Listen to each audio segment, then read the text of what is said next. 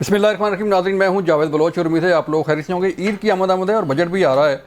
ईद लोगों की कैसे गुजरेगी, 28वीं तरमीम का क्या बनेगा, 29वीं तरमीम की बातगश जो है वो शुरू हो चुकी है और नए सूबों की बात हो रही है कि जून तो वैसे गर्म है और फिर बजट भी है और सियासी दर्जा हरारत भी काफ़ी गर्म हो चुका है। पीपल पार्टी कहाँ खड़ी है, नून लीग कहाँ खड़ी है, कुछ सरजंग जारी है। 28वीं तरमीम से मुतल्लिक, इख्तियारात से मुतल्लिक जो है वो सूबों और वफाक के दरमियान एक जंग सी है, सर जंग कहें इसे या दो अलाइज पार्टी का इख्तलाफ करें। बहरहाल कुछ ना कुछ हो रहा है, कुछ ना कुछ होने वाला है जिसकी पर्दादारी है। लेकिन पीपल पार्टी नहीं मान रही, ना नून लीग मान रही है, तरदीद की जा रही है। अगर सवाल हो वोटर की उम्र का तो तब भी तरदीद होती है, अगर सवाल हो 28वीं तरमीम का की तो तब भी जो है वो तरदीद होती है। लेकिन कुछ ना कुछ हो रहा है। आज हम इसी कुछ ना कुछ जानने के लिए जो है हमें आज ज्वाइन कर रहे हैं हमाद हसन साहब। आप सीनियर जर्नलिस्ट हैं, सीनियर एनालिस्ट हैं। हमाद भाई बहुत शुक्रिया वक्त देने का।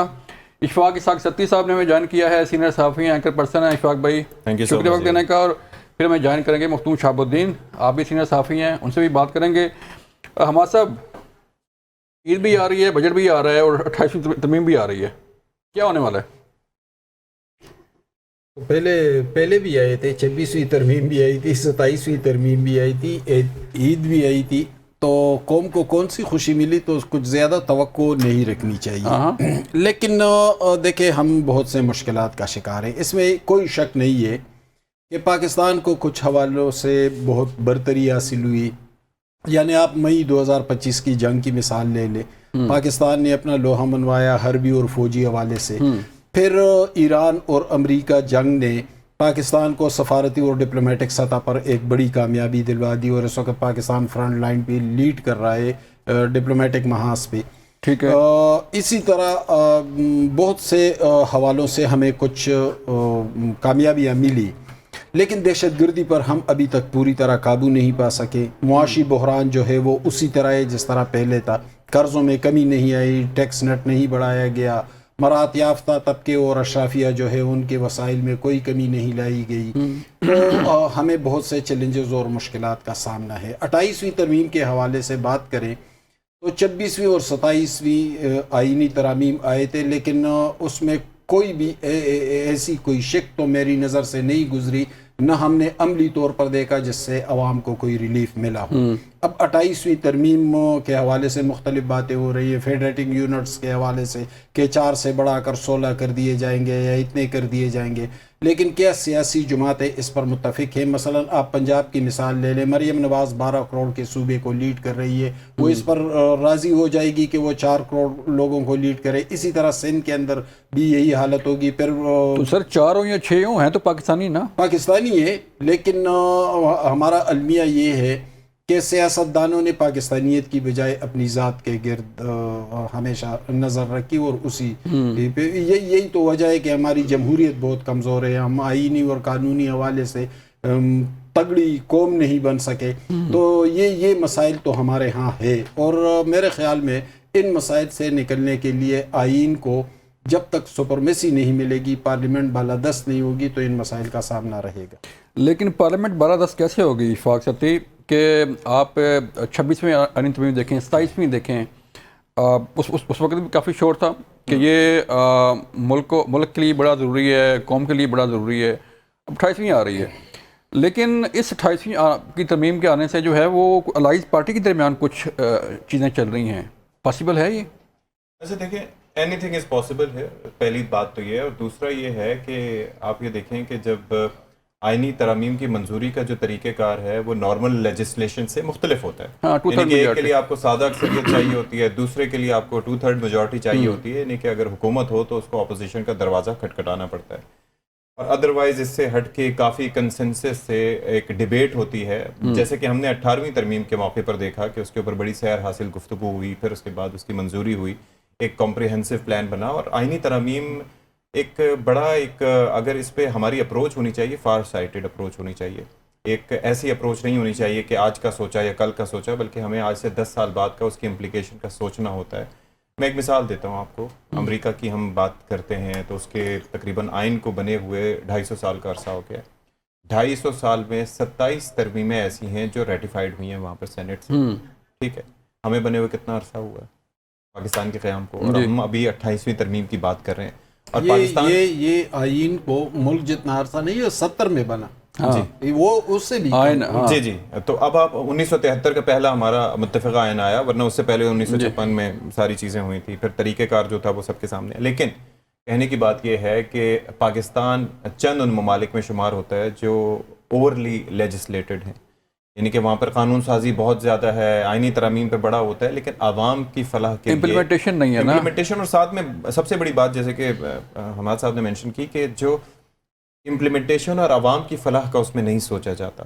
ابھی یہ جو ترمیم کا تذکرہ ہو رہا ہے، اور خاص طور پر جس طرح سے آپ نے تذکرہ کیا کہ مزید صوبے بنانے کی بات ہو رہی ہے، تو اس میں بنیادی ایک ٹیسٹ یہ ہے کہ آپ کے پاس لوکل باڈیز کا نظام موجود ہے. جی لوکل باڈیز کا کہا جاتا ہے، جو ہم نے سنا بچپن سے سنتے آئے، کہ جمہوریت کی نرسریاں کہا جاتا ہے. کتنے صوبوں میں ایسا ہوا کہ جہاں پر آپ نے لوکل باڈیز کے نظام کو پھولنے پھلنے یا پنپنے کا موقع دیا؟ میں کراچی کی مثال لے لیتا ہوں کہ وہاں پر مرتضی وہاب صاحب ہیں بالکل میئر، لیکن کتنے اختیارات ان کو لڑکے لینے پڑتے ہیں، حالانکہ ایک ہی جماعت کا جو وزارت اعلیٰ بھی ایک جماعت کے پاس ہے اور اسی جماعت کا میئر بھی ہے، لیکن مسائل اپنی جگہ موجود ہیں. تو یہ جو آپ نے بات کی نا، بالکل آئی ایگری ود ہم کہ ایک 12 کروڑ کا صوبہ اگر آپ کے پاس ہے تو آپ کیسے چاہیں گے کہ اس کے حصے بکھرے ہوں. اور دوسری چیز یہ ہے کہ یہ کرنا دوسرے کے لیے بہتر لگتا ہے. مثال کے طور پر پیپلز پارٹی نے اپنے دور میں سن 2011 یا 12 کی بات ہے، اس دوران آپ کو یاد ہوگا کہ پہلے اس پہ پنجاب میں اس حوالے سے تجاویز پیش کی تھیں، لیکن جب سندھ کا تذکرہ آ جاتا ہے تو ان کی رائے مختلف ہوتی ہے. تو یہ میٹھا لیکن ابھی انہوں نے نقطہ اٹھایا نا یہ بلدیاتی نظام کا، یہ بھی ایک تھیوری چل رہی ہے کہ بلدیاتی نظام کو وفاق کے انڈر کر دیا جائے تاکہ وہ صوبوں سے جو ہے نکل کے وفاق کے پاس آ جائیں گے تو ان کے پاس اختیارات بھی ہوں گے اور وہ ٹھیک کام کریں گے. جاوید صاحب، جب 18ویں ترمیم آئی تھی تو اس میں یہ آرٹیکل بھی تھا کہ ٹھیک ہے صوبوں کو مالی لحاظ سے خود مختار اور مضبوط بنایا جائے، لیکن اس میں ایک کانسٹیٹیوشنل وہ بھی تھا کہ آپ بلدیاتی نظام کو گراس روٹ لیول پہ پیسہ لے جانے اور انفراسٹرکچر اور اس کو مضبوط بنانے کے لیے آپ یہ پیسہ لگائیں گے. ابھی تک ایک بھی پروونشل فائنینس کمیشن کی رپورٹ سامنے نہیں آئی. دوسری بات یہ ہے کہ وزرائے اعلیٰ جتنے بھی آئے تو انہوں نے اس آئین کو فالو کرنے کی بجائے جو 18ویں ترمیم میں تھا، اس کی بجائے کہ وہ تحصیل لیول پہ، یونین کونسل لیول پہ، ڈسٹرکٹ لیول پہ مضبوط بناتے، نظام کو بھی مضبوط بناتے، بلدیاتی نظام کو بھی مضبوط بناتے، اس کی بجائے انہوں نے وہ پیسہ اٹھا کر اپنی مرضی سے خرچ کیا. ٹھیک. تو 18ویں ترمیم یقیناً اچھی تھی، لیکن امپلیمنٹیشن کا مرحلہ آیا تو وہ ناکام ہو گیا ہے. یعنی ابھی تک کوئی کسی پروونشل فائنینس کمیشن کی رپورٹ ہے نہیں. دوسری بات وہ کہ وفاق کے پاس جتنے پیسے بچتے تھے ان پیسوں کا میں زیادہ تر جو قرض جو سود ہوتا تھا قرضوں کا وہ اس میں چلے جاتے تھے، جو بچتا تھا وہ دفاع کے لیے رہ جاتے تھے. وفاق کے پاس کچھ بھی نہیں تھا اپنے پروجیکٹس چلانے کے لیے.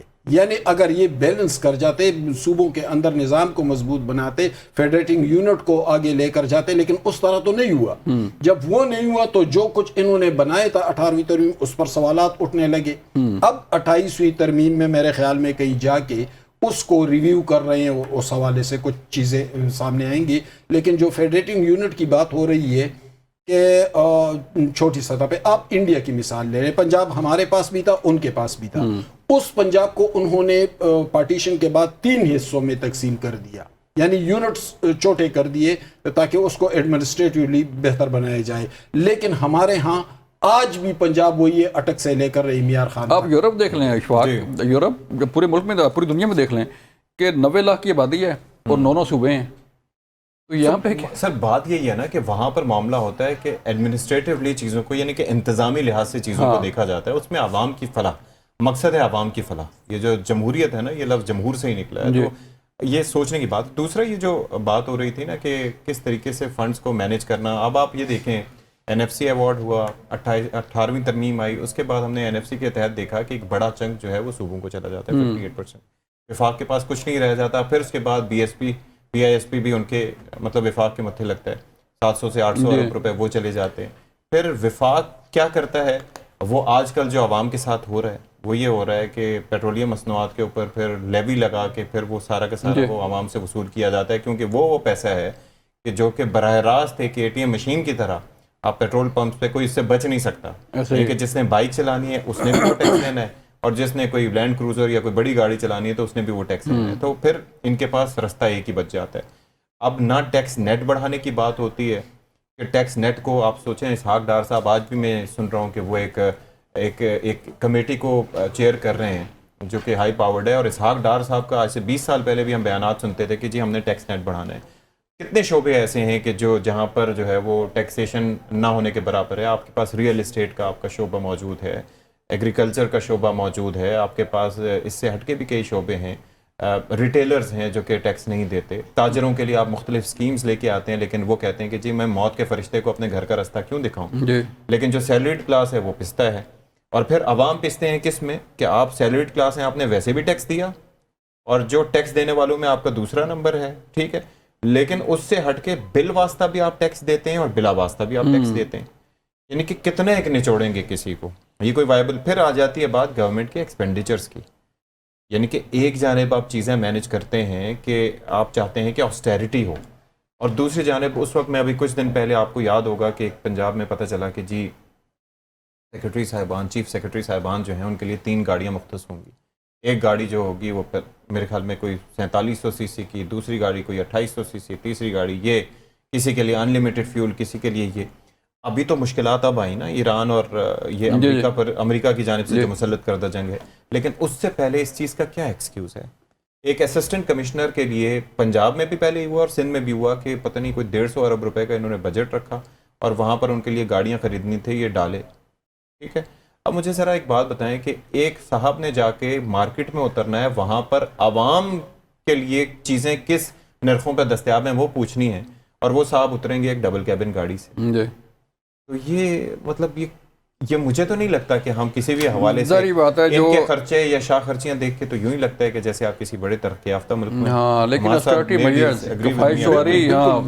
کفایت شعاری کی بھی بات ہوتی ہے, لیکن یہ گاڑیاں یہ ٹھاٹ باٹ کہاں جائیں گے. بریک کا کہا جا رہا ہے, ملتے ہیں بریک کے بعد. ویلکم بیک ناظرین. بات ہو رہی ہے کہ بجٹ میں کس کو ریلیف مل سکتا ہے, شاہ خرچیاں جو ہے وہ کیسے کم ہوں گی, اور صوبوں کا کیا رول ہے کہ ساری ذمہ داری وفاق پر ہے لیکن صوبوں کا شیئر جو ہے وہ کہاں کھڑا ہے.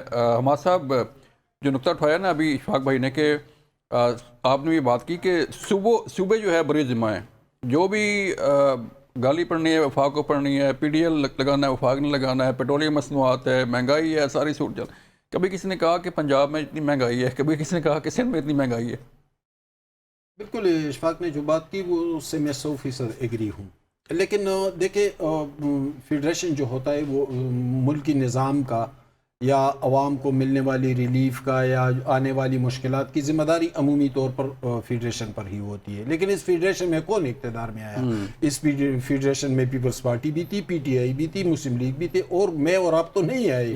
یہی لوگ تھے نا, ان کی ناکامیوں کا خمیازہ بھگتنا پڑ رہا ہے عوام کو. اب معاملہ یہ ہے کہ قرض ہمارے دن بدن بڑھ رہے ہیں, قرضوں میں کوئی کمی نہیں ہے, معاشی مشکلات اسی طرح ہیں. دہشت گردی کا سامنا ہمیں ہے, اس میں کون سی کمی آئی؟ ابھی حال ہی میں بنو لکی مروت اور باجوڑ میں انتہائی خوفناک حملے ہوئے. تو دیکھیں ہم اس سے نکلیں گے کب؟ ہم اس لیے نہیں نکل سکتے کہ یہاں پر ایک سیاسی انارکی تو پھیلی ہوئی ہے, ایک دوسرے کو تسلیم نہیں کیا جا رہا ہے. ایک دوسرے کو تسلیم نہیں کریں گے تو بات کہاں سے ہوگی؟ پارلیمان کو استحکام اور جمہوریت کو استحکام کہاں سے ملے گا؟ آئین و قانون کی سپرمیسی کیسے آئے گی؟ جب یہ چیزیں نہیں آئیں گی تو پھر جو طاقتور طبقات ہوتے ہیں یا جو طاقتور جماعتیں ہوتی ہیں یا افراد ہوتے ہیں, بھئی پھر ان کی مرضی چلے گی, پھر عوام کی تو نہیں چلے گی. دوسری بات یہ کہ ہماری جمہوریت بہت کمزور ہے. یعنی 2018 میں عمران خان آئے تو ان کے مخالفین نے کہا یہ تو عوام کی وجہ سے نہیں, آر ٹی ایس کی وجہ سے آئے ہیں. شہباز شریف صاحب اقتدار میں آئے تو انہوں نے کہا کہ بھئی یہ تو ووٹ سے نہیں آئے, انہیں تو کوئی لے کر آیا. جب ہماری جمہوریت سلیکٹڈ, تو جب ہماری جمہوریت ایسی ہوگی تو پھر آئین کو سپرمیسی کہاں سے ملے گی؟ لیکن آج بھی دیکھیں, نواز شریف صاحب نے کہا تھا کہ ووٹ کو عزت دو اور سول سپرمیسی, سی جی ٹی روڈ پہ نکلے تھے, قوم ان کے ساتھ نکل آئی تھی, لیکن آج کہاں ہے ان کا بیانیہ؟ یہ عمران خان جب اقتدار میں تھے تو اس وقت تو ان کو نہ جمہوریت یاد تھی, نہ آئین و قانون کی سپرمیسی یاد تھی, بلکہ جسٹس وقار سیٹھ نے ڈکٹیٹر پرویز مشرف کے خلاف بہت سخت اور بہت دلیر فیصلہ دیا، لیکن عمران خان کہاں کھڑے تھے؟ عمران خان پرویز مشرف کے حق میں کھڑے تھے اور جسٹس وقار سیٹھ مرحوم کو پاگل آدمی کہہ رہے تھے۔ تو دیکھیں یہ جب بھی اقتدار میں آتے ہیں ان کا مدعا، ان کا مقصد صرف اور صرف اپنا اقتدار ہوتا ہے۔ یہ اس طرف نہیں دیکھتے کہ بھئی کل میں نے ادھر جانا ہے۔ حالانکہ ہم عام جیسے صحافی سمجھتے ہیں، بار بار ان سے کہتے ہیں کہ خدا را یہ موقع ہے، اس کا فائدہ اٹھا لے۔ عمران خان جب ہم کہتے تھے تو بس ٹاؤٹ، لفافہ، ایجنٹ، غدار، کیا کیا الزامات ہم پر، لیکن آج اسی کو بھگت رہے ہیں۔ آج انہی عدالتوں میں دھکے کھا رہے ہیں، آج ان کی اپیلیں نہیں لگ رہی ہے، آج ان کے کارکنوں پر مقدمات بن رہے ہیں۔ اگر اس وقت وہ اس کے لیے کھڑے ہوتے تو یہ صورتحال پیش نہ آتی۔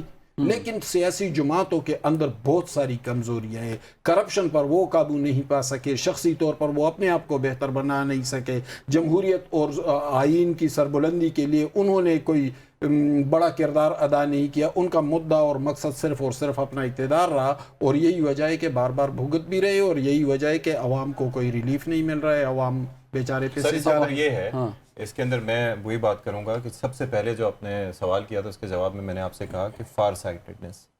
دوسرا چیز یہ ہے کہ مجھے یہ لگتا ہے کہ ہمارے جو بھی حکمران ہوں، ان کا تعلق پی ٹی آئی سے ہو، پی ایم ایل این سے ہو، پیپلز پارٹی سے ہو، انہیں ایک وہ آپ کو یاد ہے کہ ایک محاورتاً یا ایک کہانی سنائی جاتی تھی کہ ایک بادشاہ نے کسی سے کہا اپنے وزیر سے کہ مجھے کوئی ایسا جملہ بتاؤ کہ جو میں غم میں دیکھوں تو خوش ہو جاؤں اور خوشی میں دیکھوں تو تھوڑا سا غمگین ہو جاؤں۔ وہ یہ تھا کہ یہ وقت بھی گزر جائے گا۔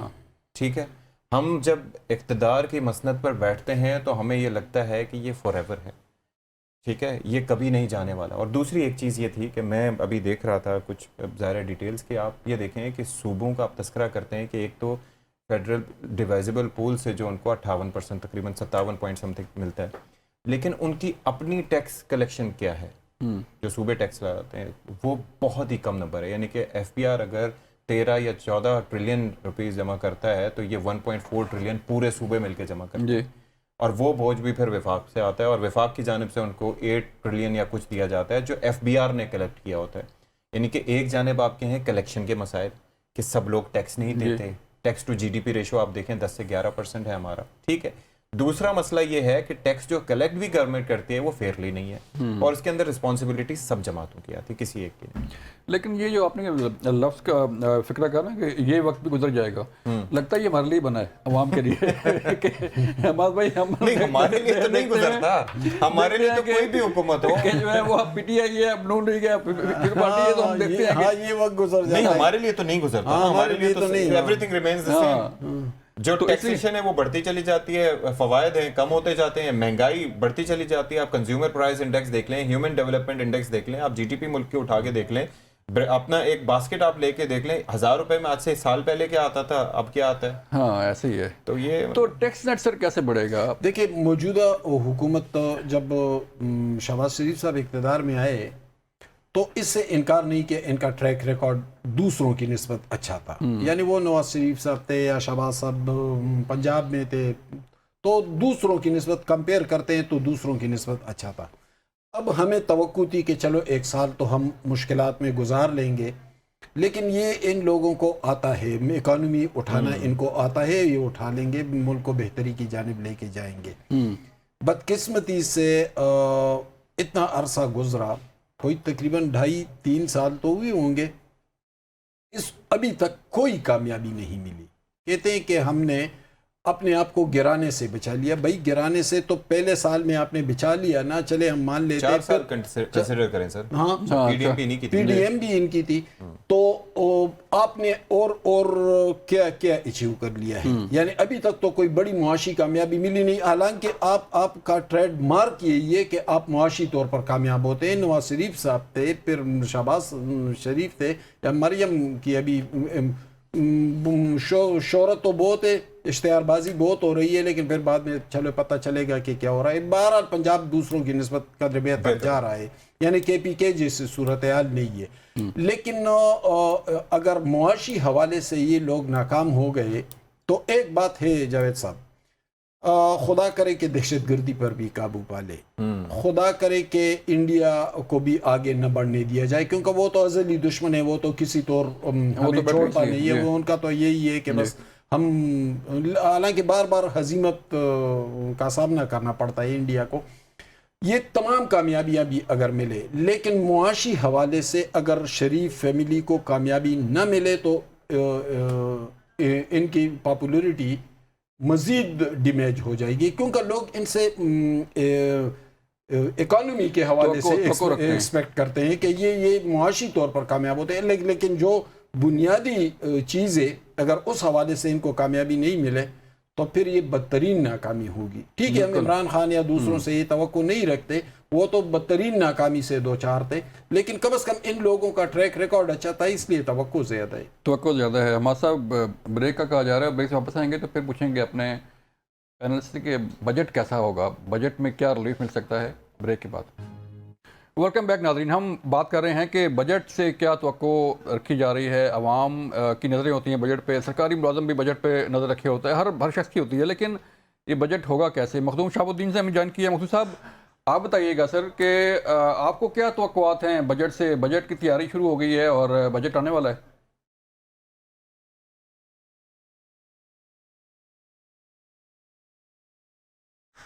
आपकी आवाज चली गई थी। जी मखदूम शहाबुद्दीन साहब, मैं अब जो पूछ रहा हूँ कि बजट से जो है वो तवक्कुआत रखी जा रही हैं कि बड़ा अच्छा बजट होगा और आवाम को बड़ा रिलीफ मिलेगा, तो आप इसे कैसे देख रहे हैं। देखें, सबसे पहले thank you very much for having me in the show.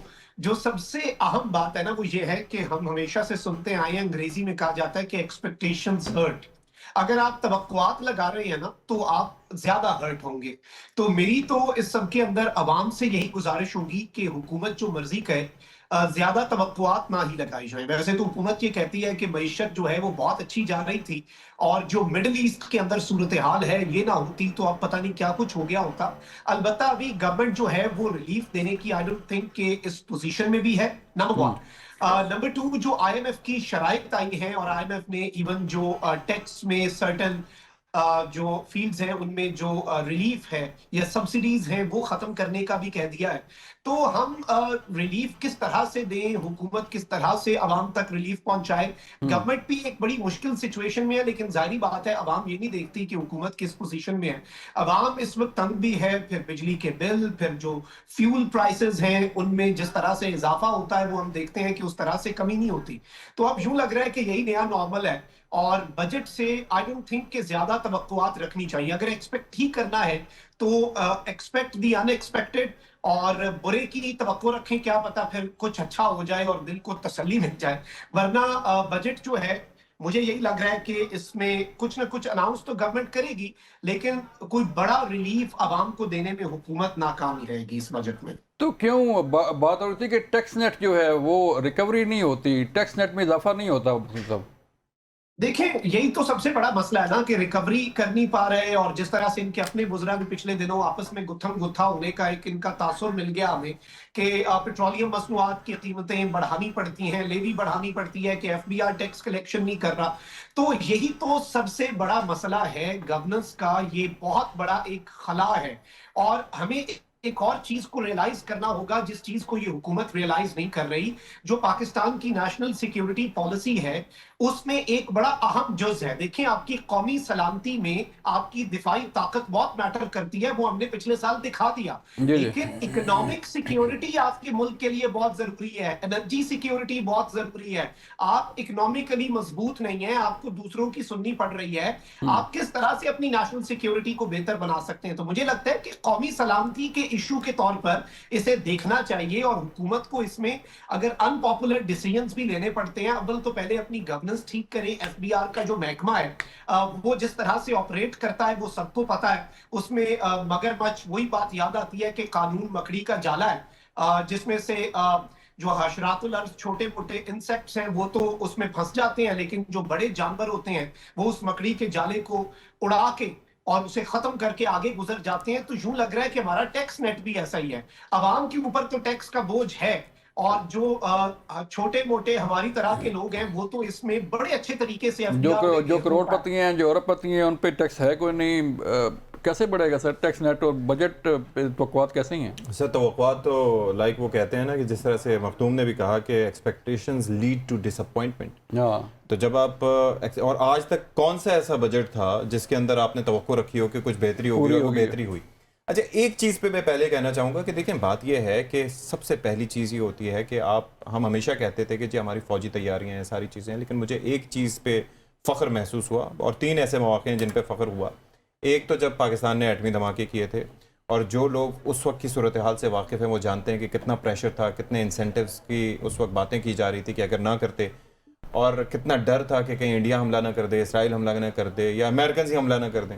लेकिन उसके बावजूद पाकिस्तान ने वो जो उस एटमी प्रोग्राम के साथ थे, उनका बड़ा शुक्रिया कि पाकिस्तान को उन्होंने नाकाबिल तस्खीर उस एतबार से बनाया।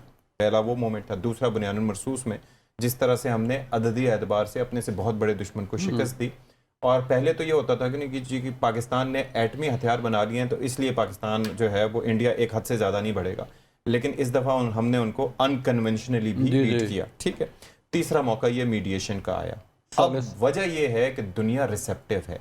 दुनिया में कई ऐसे मुल्क हैं जिनकी जीडीपी हमसे बहुत ज़्यादा होगी, जिनके फॉरेक्स रिजर्व्स हमसे बहुत बेहतर होंगे, जिनकी आप ये देखें कि टैक्स टू जीडीपी रेशो भी बेहतर होगा, पर कैपिटा इनकम भी बेहतर होगी, लेकिन वो लोग किसी अपने हरीफ को जवाब नहीं दे सकते जिस तरह से पाकिस्तान उभर के सामने आए। अब मौका ये है कि ये जो गेंस हैं वो कई वक्त ऐसे होते हैं, मौके ऐसे होते हैं कि जब आप बात कर रहे होते हैं कोई आपकी सुन नहीं रहा था। एक अरसे तक ऐसा ही होता रहा हमारे साथ कि भारत जो बात करता था उसकी सुनी जाती थी, हमारी बातों को कोई सीरियस नहीं लेता था। लेकिन अब मौका ऐसा है कि दुनिया हमारी सुन रही है जी। और इसमें मईशत की बेहतरी पे काम किया जाए और मईशत को उन खतूत पे इस्तेमाल किया जाए जिससे आपके पास फॉरेन इन्वेस्टमेंट आए। और ख़ास तौर पर टैक्स नेट के जो बढ़ने की आपने बात की, इसमें मामला सर नीयत का है। देखें, जो इसहाक डार साहब कहते थे कि टैक्स नेट आपने बढ़ाना है, हम बढ़ाएंगे, हम फलाने शोबे में जाएंगे, तो वहां पर आपको जाना होगा जहां पर जाते हुए आपके पर जलते हैं। ठीक है। वहां पर आपने इस्तिस्ना नहीं देना होगा। ये नहीं कि जिसकी गर्दन आपके हाथ में आ गई तो उसके ऊपर आपने टैक्स लगाते जाना है। तो सर कहाँ पे शोबे हैं हमाद भाई, वो कह रहे हैं कि गर्दन जो है पकड़नी होगी आपने, जो टैक्स नहीं दे रहे। पता है कि ये अरबपति है, इस पर गाड़ियां हैं, सफ़र करता है बैरून मुल्क, टैक्स नहीं दे रहा। बिल्कुल इशफाक की बात से मुझे 100% इत्तेफाक है, लेकिन तारीख़ी तौर पर आप देखें तो हम एक ऐसे उसमें जकड़े हुए हैं कि यहाँ पर फैसला कुन और फैसला साज क़ुव्वतें जो होती है वो उसी एलीट क्लास से ताल्लुक़ रखती हैं, और उन्होंने न आइन को मजबूत होने दिया, न कानून लागू होने दिया, उन्होंने अपने मफादात का तहफ़्फ़ुज़ किया। अब उससे छुटकारा कैसे पा सकते हैं? उससे छुटकारा ये इस तरह पा सकते हैं कि आप, मैं, इशफाक, हम सब किसी को मुंतखब करेंगे, पार्लिमान में भेजेंगे कि हाँ भाई मेरे आईन और कानून को मजबूत बना ले ताकि मुझे तहफ़्फ़ुज़ मिले, ताकि मेरे मफादात का तहफ़्फ़ुज़ हो, मेरे मुल्क का तहफ़्फ़ुज़ हो। वो लोग जब उधर जाते हैं तो वो भी उस एलीट क्लास का हिस्सा बन जाते हैं। बल्कि अभी तक आप देख ले, हमारी जमहूरियत को कौन लीड करता है? वो भी एलीट क्लास है। यानी हमने तो जेन्युइन लीडर भी पैदा नहीं किया अभी तक।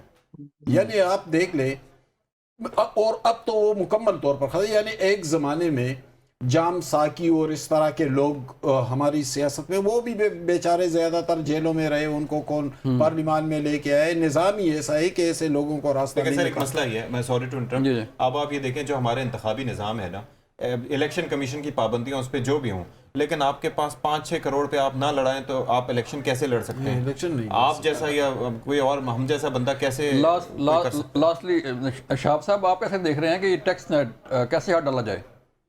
देखिए, टैक्स नेट तो ऐसे ठीक होगा। मैं आपको अपना एक्सपीरियंस बता देता हूँ। मुझे साल 2023 का टैक्स जो मैंने भरा एक लॉ अबाइडिंग सिटीजन के तौर पे, जब उन्होंने देखा कि इस बंदे के पास कहीं से ये रेमिटेंस आ रही है या बाहर से पैसा आ रहा है, तो मुझे 1,85,00,000 टैक्स लगाया गया बिला वजह। मैं जब गया उनके पास तो उन्होंने कहा या आप हमें खुश कर दें या फिर आप पाकिस्तान छोड़ के अपना पैसा दुबई ले जाएं। तो ये हाल है हमारे मुल्क का कि जो बंदा ये हाल है सर, ये हाल है मखदूम भाई। कैसे निज़ाम कैसे ठीक हो गया, मुझे बताते हैं सर। ये था क्या प्रोग्राम, अपना ख्याल रखिएगा। अल्लाह हाफिज़।